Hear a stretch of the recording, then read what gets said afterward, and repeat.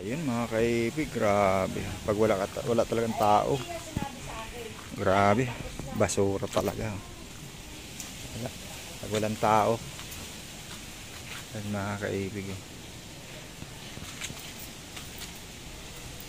Ito, yung bahay ni ate siya at ni Kuya Michael. Oh, grabe, kalat pag wala talagang tao. Wala nang nag-aasikaso.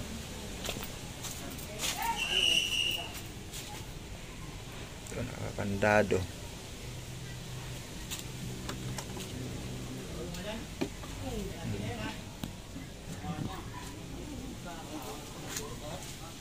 Puro basura.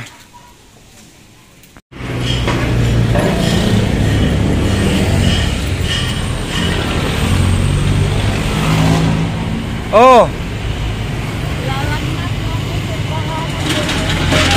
Ha? Hindi nga mahanap po si Quezon na nung naghanap ako, nagkaroon ako ng lagnat. Nahigala ko dito sa bako ng damit. Okay na. Oh, ilang araw nang nawawala si Casey? Isang linggo na po kasi ang nangyari po, nagpunta po ako sa eskwelahan. Oh, dapat sinama mo na lagi nga. Sabi ko sama mo lagi. Ano po, sinama ko ang sinabi sa akin ng guard, iwanan mo muna yung doon sa sa bilas mo kasi ang papasok lang daw sa loob yung kailangan lang daw ng teacher, yung nanay ang kailangan. Oh. Ito, nandun sa kanya, tinulungan niya magpili ng kanyang kalakal. Oh. Ngayon, ang sabi naman niya, umalis daw, hindi daw nagpaalam sa kanya kung saan pumunta.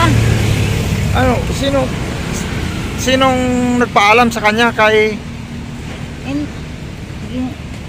Patulong ni Rose magpili ng kalakal niya. Oh. Tapos ang sabi niya, umalis daw, hindi daw nagpaalam sa kanya. Oh, saan mo hinahanap si Casey? Sa itaas ng simbahan ko hanggang Gulod. Nakarating ako ng Gulod, basang-basa ako sa ulan. Oh, hindi mo nakita talaga? Hindi po. Naku. Nilalagnat nga ako ngayon po. Baka sumakay na papunta doon. Hindi ko po alam, kaya nga hanapin ko mamaya papunta dun sa kamarin ko kung may pamasahe ako, sasakay ako ng jeep papunta sa kamarin kung may pamasahe ako mamaya. Pumasok pa kasi si Mary Jane eh. Tapos bakit siya ang ilot? Hindi pumasok.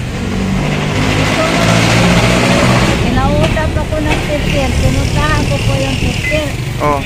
Nakasakit lang ng nakasakit lang ng isang linggo, hindi na pinapapasok ng teacher. Hindi na siya pumapasok? Hindi na po. Transfer ko na lang doon yun sa Mountain Heights.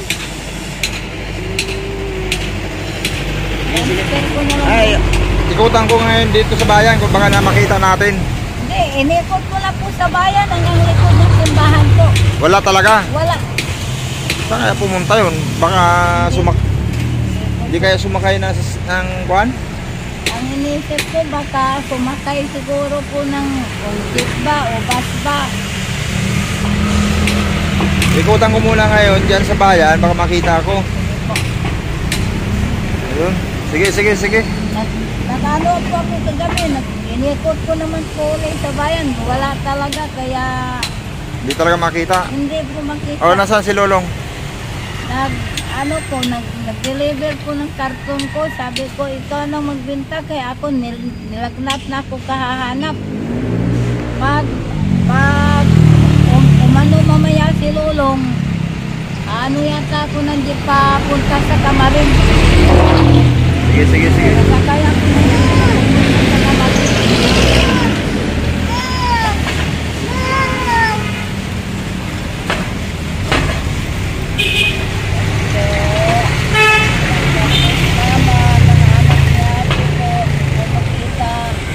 Ikutin ko muna Opo. Wala ba siyang alam kung saan pumunta yung nagpaganito o paganon? Wala po eh. Hindi alam? kasi yun po, pag may madaanan siyang jeep, sakay ng sakay kung saan makarating. Yun ang problema yun. Kung saan makarating, sakay lang ng sakay. Sige, ikutan ko muna. Balik ako.